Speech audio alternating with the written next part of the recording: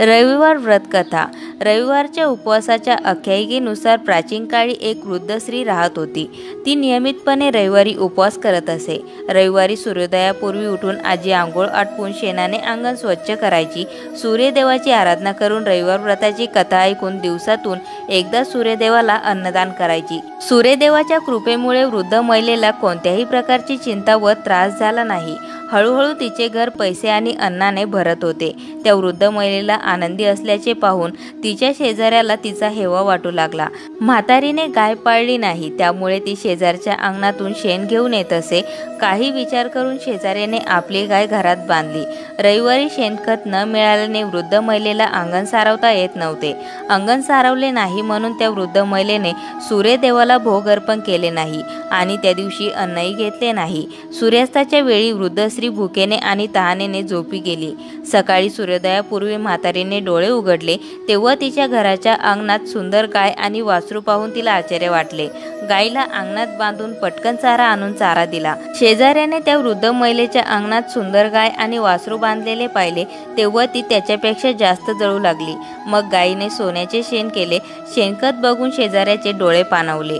शेजाऱ्याला ती म्हातारी आजूबाजूला दिसत नाही हे बघून त्याने लगेच ते शेण उचलले आणि आपल्या घरी नेले आणि तिचे शेण तेथेच ठेवले। त्या सोन्यामुळे शेजारी काही दिवसातच श्रीमंत झाले। गाय रोज सूर्योदयापूर्वी सोन्याचे शेण करायची आणि म्हातारी उठण्यापूर्वी शेजारी शेण उचलायचे। बराच दिवस त्या वृद्ध महिलेला सोन्याच्या शेणाबद्दल काहीच माहिती नव्हती। पूर्वीप्रमाणेच वृद्ध स्त्री दर रविवारी सूर्यदेवाचा उपवास करून कथा ऐकत असे। पण सूर्यदेवाला शेजाऱ्याची धूर्तता कळताच त्याने जोरदार वादळ सुरू केले। वादळ पाहून वृद्ध महिलेने गाय घरात बांधली। सकाळी उठून वृद्ध महिलेने सोन्याचे शेण पाहिले। तिला खूप आश्चर्य वाटले। त्या दिवसानंतर वृद्ध महिलेने गाय घरात बांधण्यास सुरुवात केली। सोन्याच्या शेणाने म्हातारी काही दिवसात खूप श्रीमंत झाली। त्या वृद्ध स्त्रीच्या श्रीमंतीमुळे शेजारी भस्मसात झाली आणि तिच्या नवऱ्याची समजूत घालून तिने त्याला नगरच्या राजाकडे पाठवले। सुंदर गाय पाहून राजाला खूप आनंद झाला। सकाळी जेव्हा राजाने सोन्याचे शेण पाहिले तेव्हा त्याच्या आश्चर्याची सीमा राहिली नाही।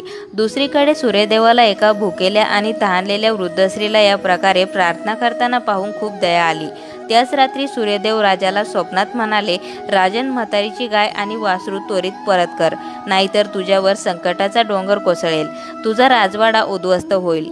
सूर्यदेवाच्या स्वप्नाने भयभीत झालेल्या राजाने सकाळी उठल्याबरोबर गाय आणि वासरू त्या वृद्ध महिलेकडे परत केले। राजाने वृद्ध महिलेला त्याच्या चुकीबद्दल खूप पैसे देऊन माफी मागितली।